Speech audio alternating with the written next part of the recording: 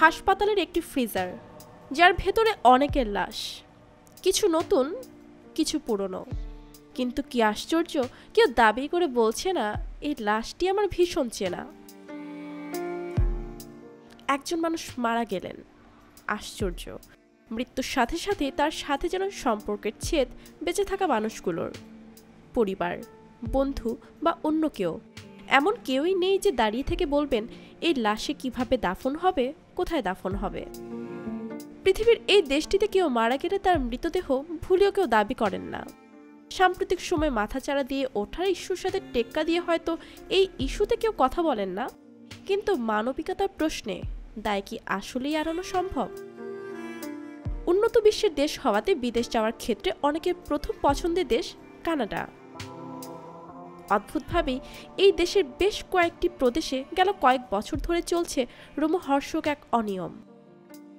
কেউ মারা গেলে তারই রেখে যাওয়া প্রিয়জনেরা ভুল করেও তার লাশ দাবি করতে আসেন না।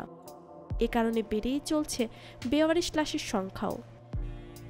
কারণ লাশ দাফনের লাগামহীন খরচ।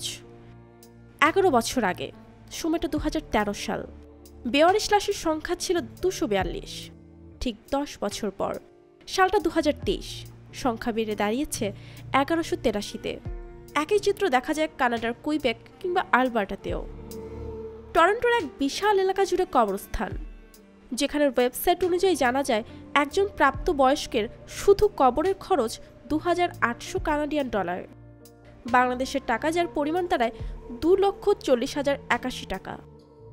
আর কেউ যদি অন্ত্যেষ্টিক্রিয়া, সমাধির পাথর, ট্যাক্স সহ আনুষঙ্গিক খরচ করতে চায় তাহলে তাকে গুনতে হবে $34,000 কানাডিয়ান। রয়টার্সের একটি প্রতিবেদনে উঠে এসেছে এমনই এক ভয়ঙ্কর বার্তা, যে কারণে কানাডার ওন্টারিওতে 24 ঘন্টা পার হয়ে গেলে কেউ আর লাশের দাবি করে না। অনেক বছরের পুরনো রীতি, লাশগুলোকে মর্গে রাখা হয় নির্ধারিত তাপমাত্রায়।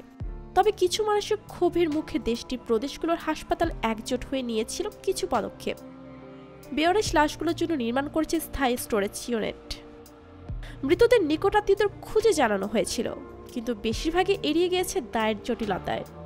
খরচের এমন বহরে হয়তো কেউ সাহস করেও দাবি করতে পারছেন না এই লাশটি বেঁচে থাকতে আমার পরিচিত ছিল। কি মনে হচ্ছে? সারা জীবনের কঠোর পরিশ্রম, একটা সংসার, একটা পরিবার রেখে যাওয়ার পরেও নিজে মারা যাওয়া কিংবা নিজের জীবনসঙ্গীকে হারানো শুধু মনের কুটিরে খুব অযত্নের ব্যথাই না, বরং বিশাল এক আর্থিক ক্ষতি। আর যাই হোক, শেষ বিদায় এমন পরিণতি কি আদৌ সম্মানের?